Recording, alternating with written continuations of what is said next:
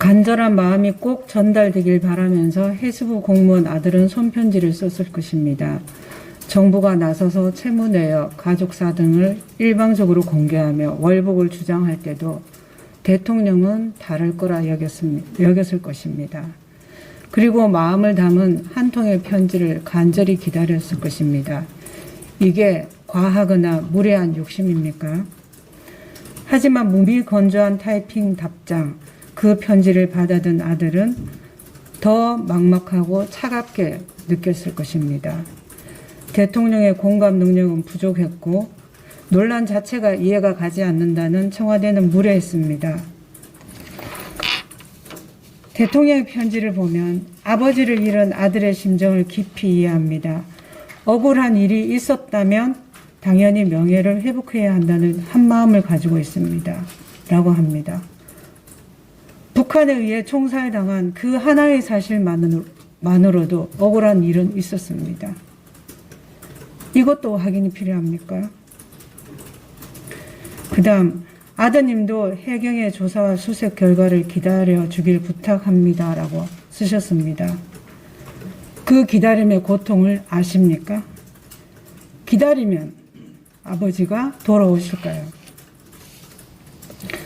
포클랜드 전쟁 승리 후 철의 여인 대처수상이 가장 먼저 한 일은 250여 명의 전사자 가족들에게 친필 편지를 쓰는 것이었습니다.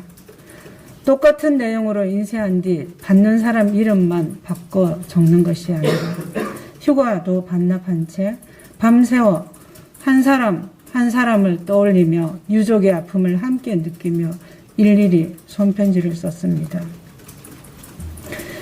일부 친여 성향 네티즌들은 창피한 줄 알아야 한다, 월북한 게 자랑인가 등의 말로 유족을 조롱하고 비하하고 있습니다. 이게 왜 창피합니까? 어떻게 월북을 단정합니까? 똑바로 아십시오. 해수부 공무원이 공무를 수행하든 국민이 죽어가는 동안 대통령은 무엇을 했냐고 너무도 억울해서 유족들이 따져 묻고 있는 것입니다. 이것이 무리한 요구입니까? 피살된 지 23일이 지났지만 속 시원히 밝혀진 게 아직 하나도 없습니다. 남북 공동조사는 시작도 되지 않았습니다. 대통령이 아닌 아버지의 마음, 삼촌의 심정으로 적극 나서 주십시오. 상대가 북한이라고 머뭇거리지 마십시오.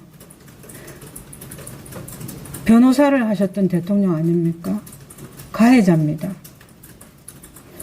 이들의 명예를 회복시켜 주시고 억울함을 풀어 주십시오.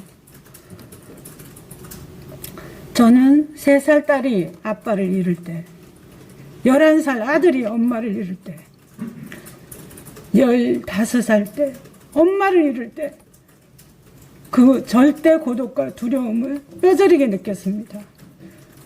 그래서 이 공무원 딸을, 8살 딸, 18 아들, 이 고통이 전달되어 글과 말 하나도 조심스럽기만 합니다.